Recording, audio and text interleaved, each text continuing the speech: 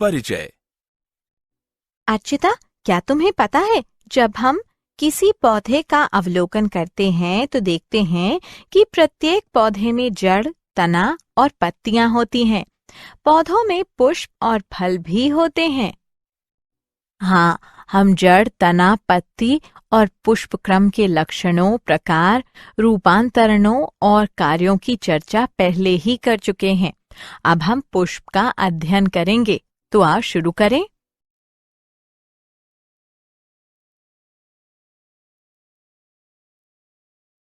उद्देश्य।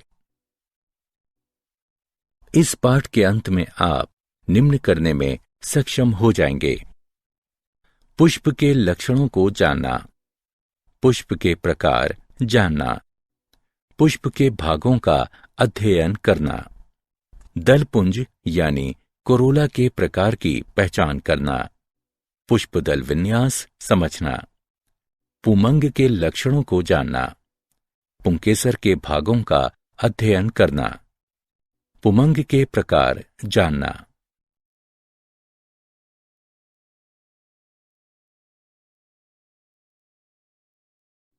पुंकेसरों के ससंजन को जानना, पुंकेसरों के आसंजन का अध्ययन करना, तंतु से परागकोश के संयोजन को समझना, जायांग के लक्षणों को जानना, जायांग के भागों का अध्ययन करना, जायांग के प्रकार जानना और बीजांडान न्यास समझना।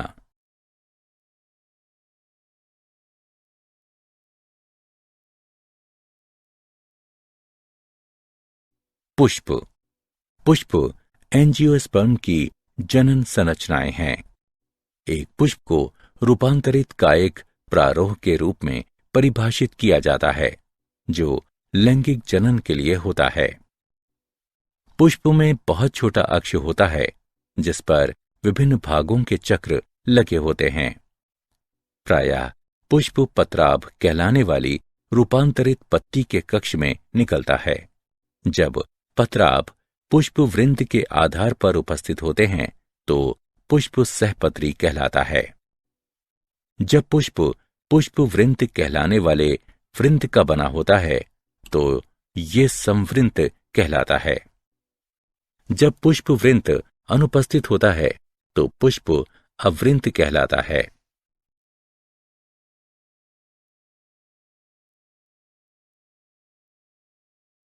पुष्प के प्रकार। पुष्पासन और पुष्प के अन्य भागों की स्थिति के आधार पर पुष्प 3 प्रकार के होते हैं: अधोजायांगता यानी हाइपोगाइनस, परिजायांगता यानी पेरिकाइनस और अधिजायांगता यानी एपिकाइनस। हाइपोगाइनस। पुष्पासन ऊपरी फूला हुआ भाग है और जायांग पुष्पासन के सबसे ऊपरी भाग पर स्थित होता है। अन्य पुष्पीय भाग अर्थात कैलिक्स, कोरोला और पुमंग जायांग के नीचे स्थित होते हैं। अंडाशय ऊर्ध्ववर्ती होता है। यह आद्य के रूप में माना जाता है। पेरिकाइनस। पुष्पासन चपटा या प्याले के आकार का होता है।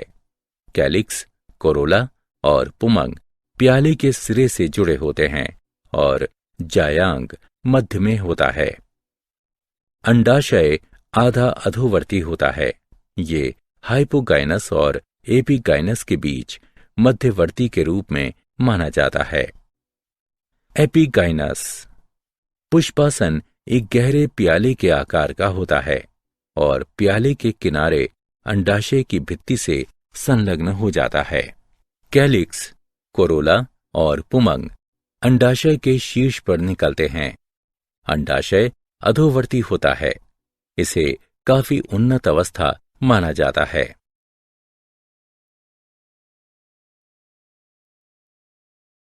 पुष्प के भाग। प्रत्येक पुष्प में सामान्यतः 4 पुष्प चक्र होते हैं, जैसे कैलिक्स, कोरोला, पुमंग और जायांग। आइए इन सभी की एक एक करके विस्तार से चर्चा करें।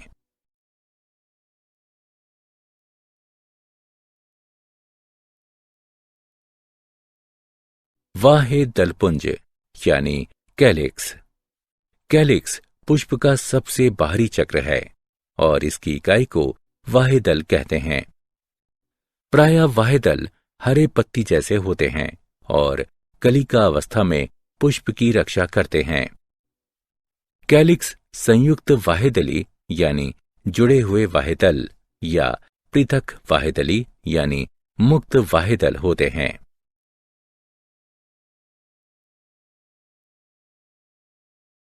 दलपुंज यानी कोरोला। कोरोला दलों का बना होता है। यह पुष्प का द्वितीय चक्र है। दल प्रायः चमकीले रंगीन होते हैं जो परागण के लिए कीटों को अपनी ओर आकर्षित करते हैं। कैलिक्स की तरह कोरोला भी मुक्त यानी पृथक दली या जुड़े हुए यानी संयुक्त दली हो सकते हैं। पौधों में कोरोला की आकृति तथा रंग भिन्न भिन्न होता है। कोरोला नलिकाकार, घंटाकार, कीप के आकार का तथा चक्राकार हो सकता है।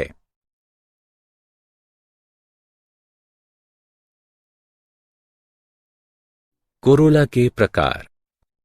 नलिकाकार दल एक नली जैसी संरचना बनाते हैं। उदाहरण कंपोजिटी। क्रॉस रूपी इस प्रकार के कोरोला में 4 मुक्त नखरित दल एक क्रॉस के रूप में व्यवस्थित होते हैं। उदाहरण क्रूसीफेरी। पेपिलियोनेसियस यानी मटरकुलिये 5 मुक्त दल एक तितली के समान व्यवस्थित होते हैं। वे वैगजिलेरी प्रकार के विन्यास में व्यवस्थित होते हैं जिनमें बड़ा दल मानक या ध्वज, 2 पार्श्वीय दल यानी पंख और 2 भीतरी संयुक्त एवं नौकाकार दल यानी कूटक होते हैं। उदाहरण पेपिलियोनेसी। जीविकाकार कंपोजिटी के अर्धपुष्पक जीवा के रूप में व्यवस्थित होते हैं। उदाहरण सूरजमुखी।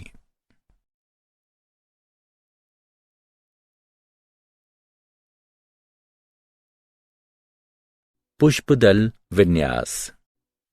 पुष्पकली में उसी चक्र की अन्य इकाइयों सापेक्ष बाह्य दलों या दलों के लगे रहने के क्रम को पुष्पदल विन्यास कहते हैं।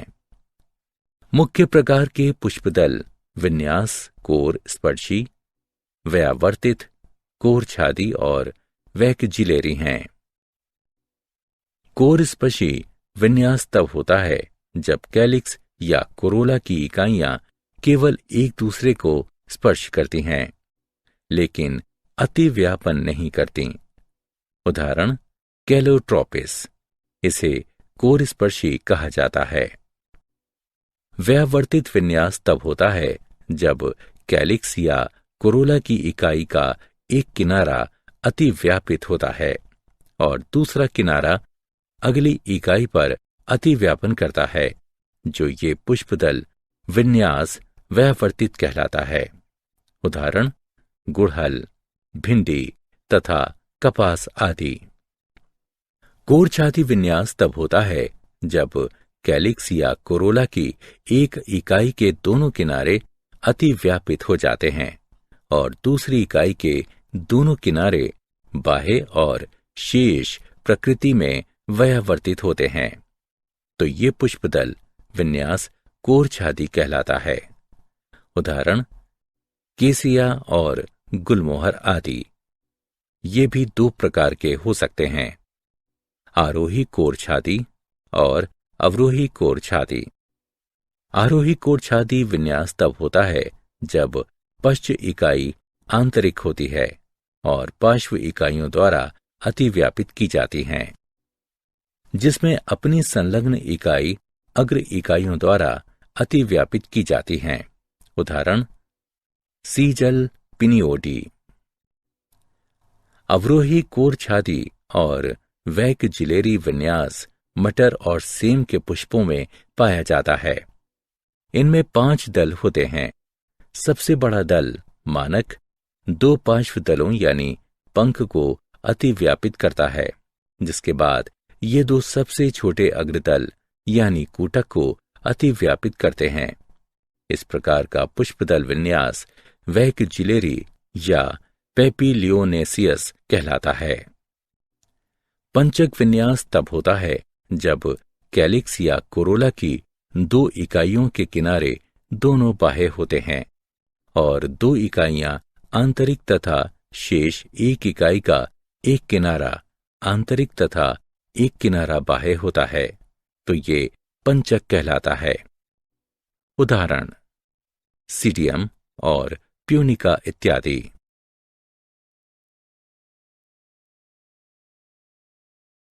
पुमंग। ग्रीक भाषा में एंड्रोशियम यानी पुमंग शब्द का अर्थ एंड्रस ओइकिया यानी पुरुष का घर है। पुमंग नर जनन अंग है और पुष्प का तीसरा चक्र बनाता है। ये अनेक पुंकेसरों का बना होता है। प्रत्येक पुंकेसर में एक तंतु तथा इसके शीर्ष पर एक परागकोश होता है। प्रत्येक पुंकेसर एक वृंत या एक तंतु और एक परागकोश का बना होता है। प्रत्येक परागकोश प्रायः द्विपालक होता है और प्रत्येक पाली में 2 कोष्ठक परागकोश होते हैं। परागकण परागकोश में उत्पन्न होते हैं। एक बंधे पुंकेसर स्टेमिनॉइड कहलाता है।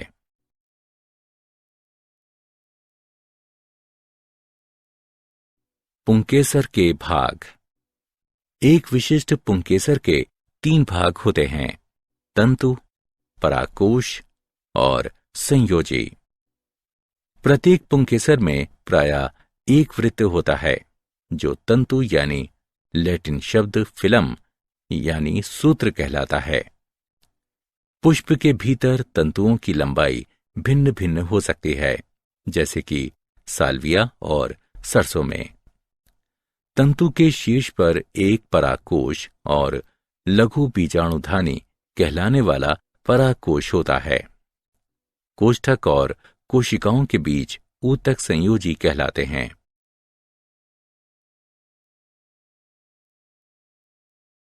पुमंग के प्रकार।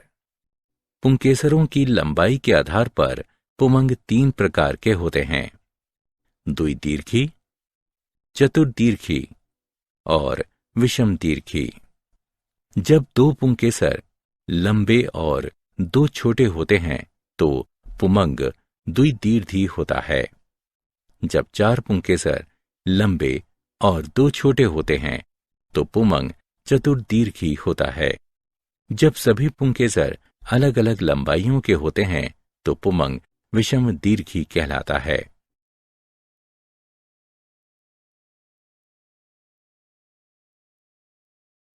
पुंकेसरों का ससंजन। पुंकेसर के एक भाग या पूरे पुंकेसर के जुड़ने की दशा पुंकेसरों का ससंजन कहलाती है।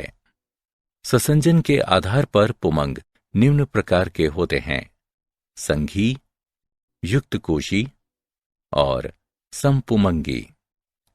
जब पुंकेसरों के तंतु आपस में मिले होते हैं और परागकोश मुक्त होते हैं तो पुमंग संघी होते हैं।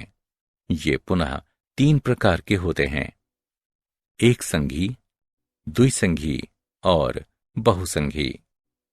जब सभी पुंकेसरों के तंतु आपस में मिलकर एक बंडल बनाते हैं और परागकोश मुक्त होते हैं तो यह अवस्था एक संघी कहलाती है। उदाहरण हिबिस्कस रोजा साइनेंसिस यानी गुड़हल। द्विसंघी जब पुंकेसरों के तंतु आपस में मिलकर एक बंडल बनाते हैं और परागकोश मुक्त होते हैं तो ये अवस्था द्विसंघी कहलाती है। उदाहरण पेपिलियोनेसी। बहुसंघी जब पुंकेसरों के तंतु संलग्न होकर 2 से अधिक बंडल बनाते हैं तो ये अवस्था बहुसंघी कहलाती है। उदाहरण सिट्रस। युक्तकोशी या साइनेंथस जब पुंकेसर के तंतु मुक्त होते हैं और परागकोश आपस में जुड़े होते हैं तो ये अवस्था युक्तकोशी या साइनेंथस कहलाती है। उदाहरण एस्टेरेसी। समपुमंग जब पुंकेसर के तंतु और परागकोश आपस में जुड़कर एक बंडल बनाते हैं तो ये अवस्था संपूमंग कहलाती है। उदाहरण कुकुरबिटा।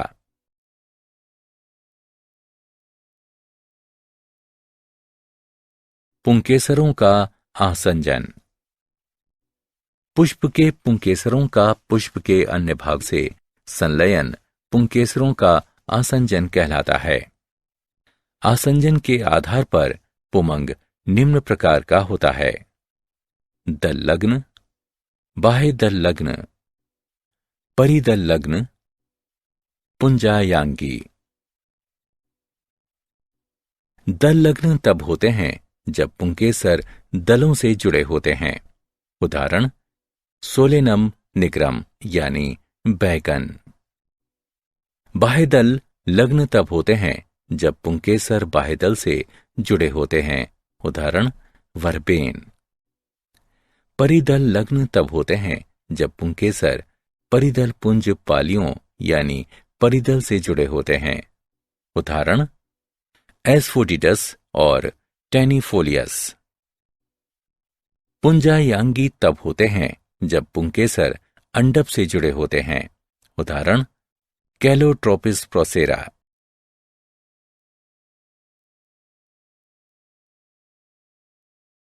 तंतु से परागकोश का संयोजन। अधाबद्ध संयोजन तब होता है जब तंतु परागकोश के आधार से जुड़ा होता है या अधाबद्ध कहलाता है। उदाहरण ब्रेसिका कंपेस्ट्रिस। संलग्न। जब तंतु आधार से शीर्ष तक परागकोश की पालियों से जुड़ा होता है तो यह संलग्न कहलाता है। उदाहरण मैग्नोलिया।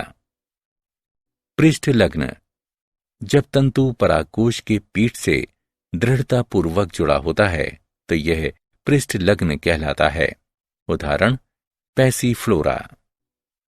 मुक्त डोली। जब तंतु परागकोश की पीठ पर किसी एक बिंदु पर जुड़ा होता है और परागकोश आसानी से हिल-डुल सकता है तो यह मुक्त डोली कहलाता है। उदाहरण घास।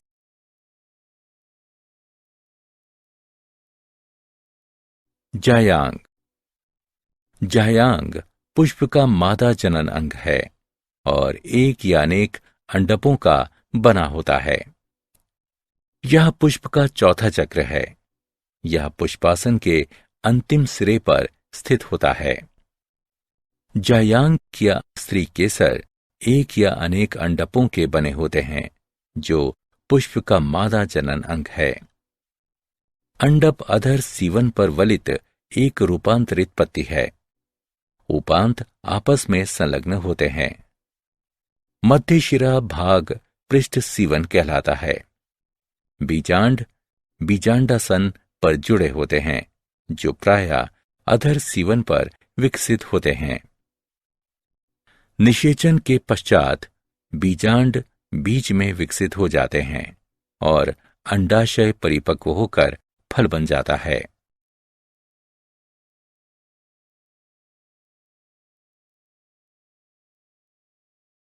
जायांग के भाग। अंडप 3 भागों का बना होता है: वर्तिकाग्र, वर्तिका और अंडाशय। वर्तिकाग्र प्रायः वर्तिका के शिखर पर होता है और ये परागकणों के लिए जनन सतह है। यह अंडाशय के सबसे ऊपर स्थित होता है। यह लंबी बेलनाकार संरचना है जो अंडाशय के ऊपरी भाग से विकसित होती है।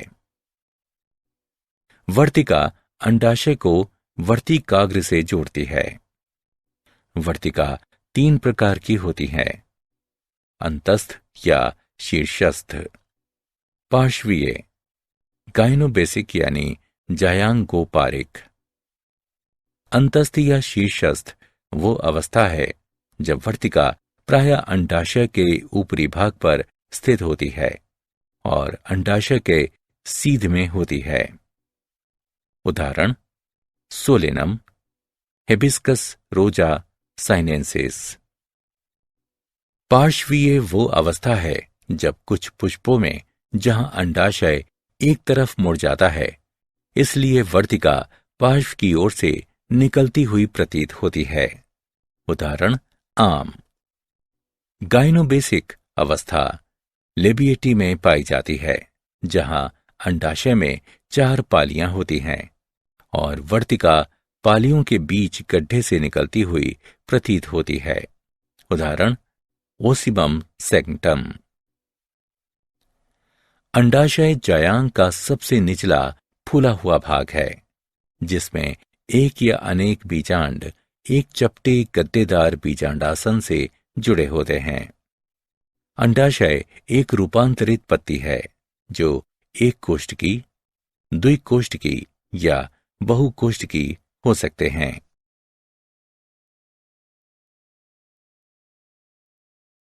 जायांग के प्रकार। उपस्थित अंडकों की संख्या के आधार पर जायांग 3 प्रकार के होते हैं। एक अंडपी, द्विअंडपी या बहुअंडपी। जब जायांग में केवल एक अंडप होता है तो यह एक अंडपी कहलाता है। उदाहरण मटर, लेग्यूमिनोसी। जब जायांग में 2 अंडप होते हैं तो यह द्विअंडपी कहलाता है। उदाहरण सोलोनेसी और क्रूसीफेरी। जब जायांग में 2 से अधिक अंडप होते हैं तो यह बहुअंडपी कहलाता है। उदाहरण मालवेसी। अंडपों की स्थिति के आधार पर जायांग 2 प्रकार के होते हैं, वियुक्तांडपी और युक्तांडपी।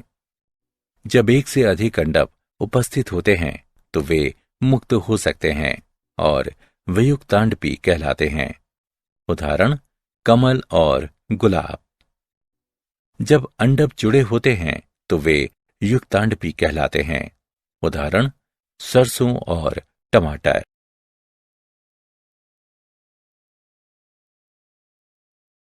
बीजांड न्यास। अंडाशय के भीतर बीजांड के लगे रहने का क्रम बीजांड न्यास कहलाता है। बीजांड न्यास विभिन्न प्रकार का होता है। सीमांत, स्तंभीय, भित्तीय, आधारी, केंद्रीय, मुक्त स्तंभीय और परिभित्तीय। सीमांत बीजांड न्यास में जायांग एक अंडपी, बहुअंडपी और वियुक्तांडपी होता है। अंडाशय एक कोष्ठकी होता है। बीजांड अधर सीवन पर स्थित बीजांडासन पर एक या अधिक पंक्तियों में निकलते हैं।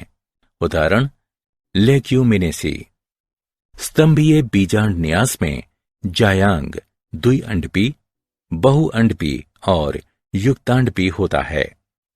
अंडाशय बहुकोष्ठकी होता है। एक अंडप के किनारे अंदर की ओर निकलते हैं और उसके बाद संलग्न हो जाते हैं, इसलिए अधर सीवन अक्ष के साथ स्थित होते हैं। कोष्ठकों की संख्या अंडपों की संख्या के अनुरूप होती है। उदाहरण मालवेसी। भित्तीय बीजांड न्यास में जायांग द्विअंडपी या त्रिअंडपी और युक्तांडपी होता है। अंडाशय एक कोष्ठकी होता है। कभी कभी यह आभासी पट बनने के कारण द्विकोष्ठकी हो सकता है। बीजांडासन आसन अंडपों के संलग्न किनारों पर निकलता है। इस प्रकार बीजांड अंडाशय की परिधि पर निकलते हैं। उदाहरण क्रूसीफेरी। आधारी बीजांड न्यास में जायांग द्विअंडपी और युक्तांडपी होते हैं। अंडाशय एक कोष्ठकी होता है। बीजांडासन में अंडाशय के आधार पर स्थित पुष्पासन के सिरे पर विकसित होता है। एकल बीजांड अंडाशय के आधार से जुड़ा होता है। उदाहरण टेकेटिस। मुक्त स्तंभीय बीजांड न्यास में जायांग बहुअंडपी और युक्तांडपी होता है। अंडाशय एक कोष्ठकी होता है। बीजांड अंडाशय के मध्य में अक्ष पर निकलते हैं। उदाहरण डायंथस।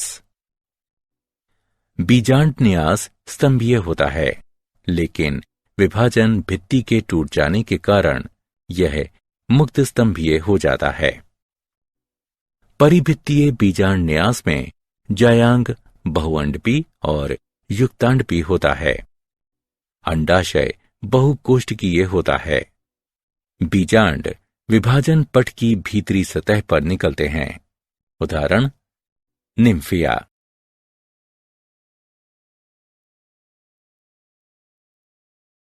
क्या आप जानते हैं एस्टेरेसी कुल में पुष्पक्रम मुंडक होता है। कंपोजिटी कुल में पुंकेसर युक्त कोशी होते हैं।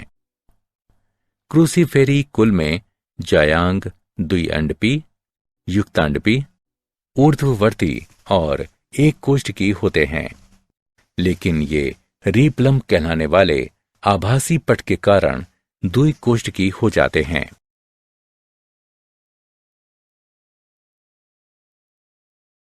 सारांश। आइए हमने जो कुछ सीखा है उसे संक्षेप में दोहराएं। एक मानक 2 पंख जैसे पार्श्वीय तल और 2 कूटक आकार के तल वाला पौधा फाबेसी से संबंधित है। त्रितयी एकलिंगी पुष्प का उदाहरण कोकस न्यूसीफेरा है। द्विसंधि पुंकेसर फाबेसी के लक्षण हैं। चतुर्दीर्घी अवस्था ब्रेसिका कंपेस्ट्रस में पाई जाती है। क्रूसीफेरी कुल में द्वितयी पुष्प 6 पुंकेसर द्विअंडपी जायांग होता है। त्रितयी पुष्प ऊर्ध्ववर्ती अंडाशय और स्तंभीय बीजांड न्यास लिलिएसी कुल की विशेषता है।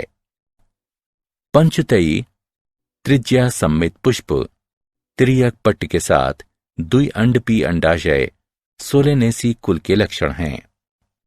एक पुष्प जिसे केवल एक ऊर्ध्वाधर समतल में 2 अर्ध भागों में विभाजित किया जा सकता है, व्यास सम्मित कहलाता है।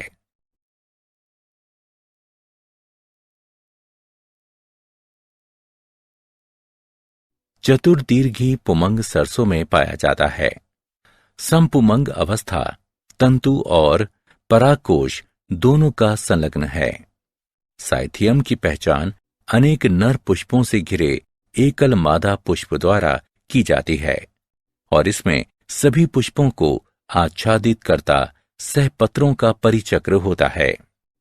एक कोष्ठ की परागकोश मालवेसी कुल की विशेषता है। गाइनोबेसिक वर्तिका लेमिनेसी कुल की विशेषता है। द्विअंडपी युक्तांडपी अधोवर्ती अंडाशय सिप्सेला में पाया जाता है। परिधि से केंद्र की ओर पुष्पी अंगों के खुलने का क्रम अभिकेंद्रीय कहलाता है। तुष सहपत्र को निरूपित करते हैं। सबसे छोटा पुष्प वोल्फिया है।